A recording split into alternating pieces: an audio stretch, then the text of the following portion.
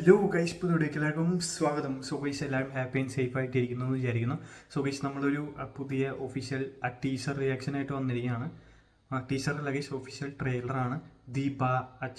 Balan the boy എന്ന് പറഞ്ഞിട്ടുള്ള സിനിമയുടെ ട്രെയിലറാണ് നമ്മൾ റിയാക്ട് ചെയ്യാൻ പോകണം. സോ ഈ സിനിമയുടെ പ്രത്യേകത എന്താണെന്ന് വെച്ച് കഴിഞ്ഞാൽ നമ്മുടെ മഞ്ഞുമൽ ബോയ്സിൻ്റെ ഡയറക്ടറായിട്ടുള്ള ചിദംബരമാണ് ഈ പടം ഡയറക്റ്റ് ചെയ്യുന്നത്.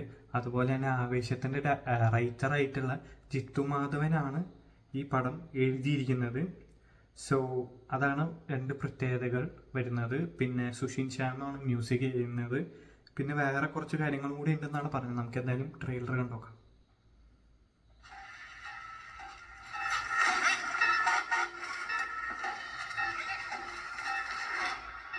From the director of Chanumal and Manjumal Boys, KVN Productions.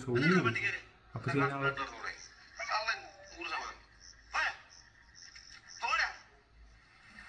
ചെറുക്കൻ സീനാന്ന് തോന്നുന്നു. പുതിയ കഥ. ഇവര് നാട് വിട്ട് കളിക്കുന്ന സെറ്റപ്പാണ്. പുതിയ കഥ, പുതിയ പേര്. ലാൽ ജൂനിയർ.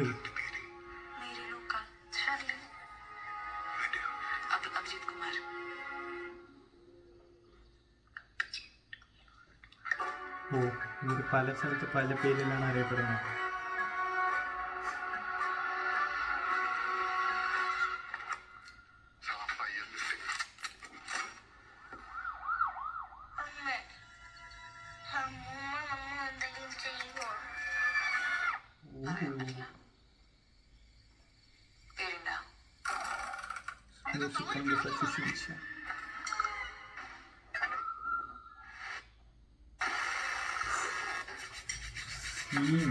കൊലപാതകം.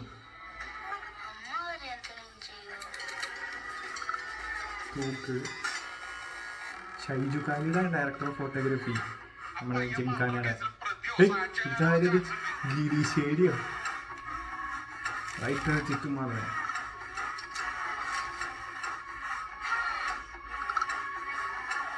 Tovino. Oh my God.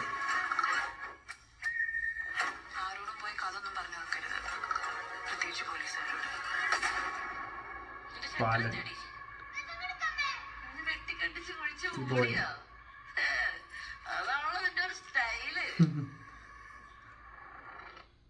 Director by Chidambaram.